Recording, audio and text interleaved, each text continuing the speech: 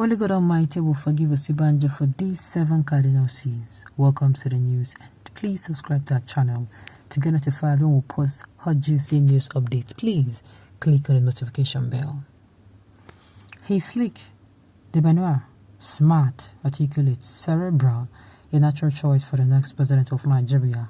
If not that his duel with Mr. Buhari have totally ruined the economy and indeed the society. But aside from that, he has committed 7 cardinal sins that only God can forgive him for. I cannot fall, I am not God. NRI thinking Nigerian equally should not. Pastor, Professor and Vice President Oluyemi Oluleke Osinbajo, being one of the lucky few amongst us humans who hear directly from God himself, should therefore seek forgiveness and show contrition. I will list and briefly analyze those sins. Number 1, push further for the devaluation of Nigeria, of the Naira.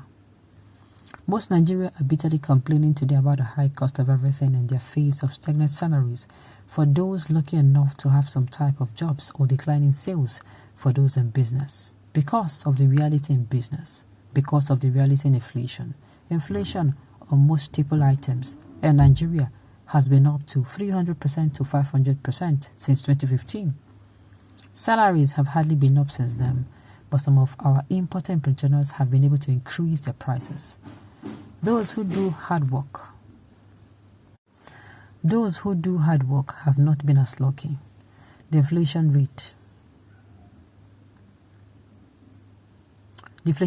we face is multifaceted.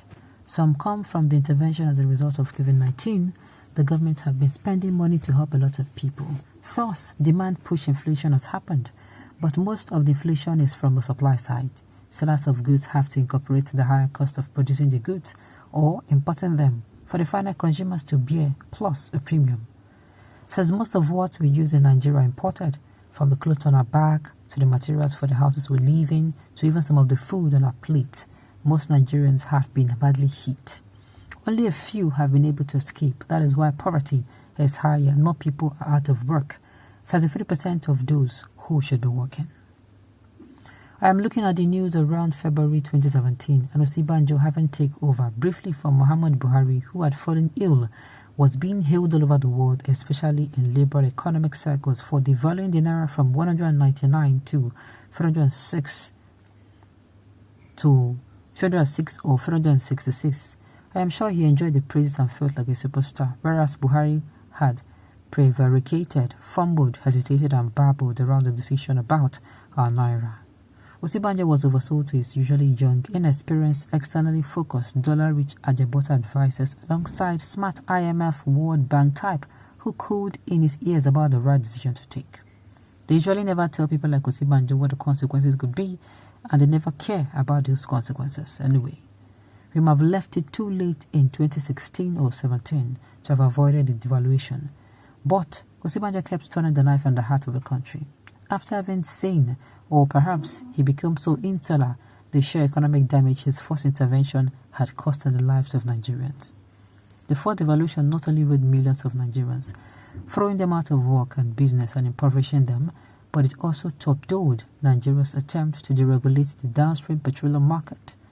The increase in petrol prices from 87 naira to 145 naira, which was meant to be full and final deregulation of that market, and which Nigerians had accepted, was rendered useless by the deregulation move. All of a sudden, Nigerians needed much more naira to buy a litre of petrol, and we are still being told today that the sector has not been fully deregulated. To make matters worse and to solidify his sin against God and Nigerians, in October 2021, Osinbajo made the following statement at the last interministerial retreat. As for the exchange rate, I think we need to move our rate to be as reflective of the market as possible. This, in my own respective view, is the only way to improve supply. We cannot get new dollars into the system where the exchange rate is artificially low, and everyone knows how much our reserves can grow. I am convinced that the demand management strategy currently being adopted by the CBN needs to rethink, and that is just my view. This was rightly interpreted as a call for further devaluation. The naira has fallen from the 360 naira official value to 410, and on the street 570 by then. People were aghast as to why Yemi Osinbajo believed that Nigeria should suffer more. It must be the insularity, as the VP is well cocooned in the villa where all his bees are picked by taxpayers. What was more, when a whole vice president of a country who is also in charge of the economy makes statements like this, traders take a position to short the currency. In fact, this was acted out in a Hollywood series named Billions, Episode 5. The plot was that the Nigerian Central Bank governor had hinted at Naira devaluation, the boys' position, and ripped Nigeria off for $5 billion. The vice president's statement was a net nail for the beleaguered Naira, but Osinbajo seemed to also have been fully programmed, so could not imagine the further effects of more devaluation on our poorest people, who still have to depend on some important basics. Evidence of this stems from May 2016 statement, as reported by Reuters, the international financial news agency, as below. We believe that there must be substantial revaluation for the foreign exchange policy. This will help boost foreign exchange supply and encourage capital inflows and a free flow of remittances. There has been a sharp decline in foreign exchange earnings. The executive is not possible for monetary policy, but we have made the point clearly that demand management will not take us out of the woods. The above statement set the stage for devaluation that came earlier that year under the hand of the vice president as acting president. They believe in the constant or perhaps everlasting devaluation of the Naira and the consequent suffering it unleashes on Nigerians is not a one-off event but a long help or program belief of the vice president. For at no time did the VP cost any serious out-of-the-box ideas to be implemented that will force productivity among Nigerians by getting us to sustainably produce what we need. On paper, he's in charge of the economy, and since his boss has not been particularly compos mentis, the onus has fallen on him as to the direction of the economy. Contrary to what his supporters say, most of the responsibility for the collapse of the economy, the failure to balance policy and consequences, and thus the unprecedented suffering of Nigeria falls on Yemi Osinbajo, but it is left for God to forgive. Combative push to integrate Nigeria's economy with cryptocurrency. Vice President Osinbajo made a shocking statement in February 2021 around the subject of cryptocurrency.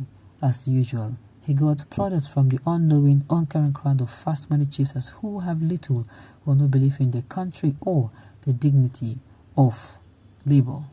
I hope he doesn't actually believe in those hailings.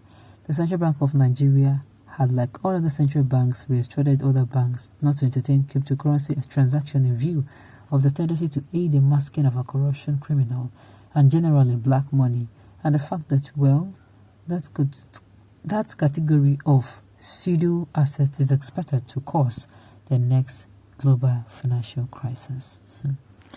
Okay, on those notes, we've come to the end of the news. We say thank you for tuning in to listen. Until I come your way next time, enjoy the rest of your day.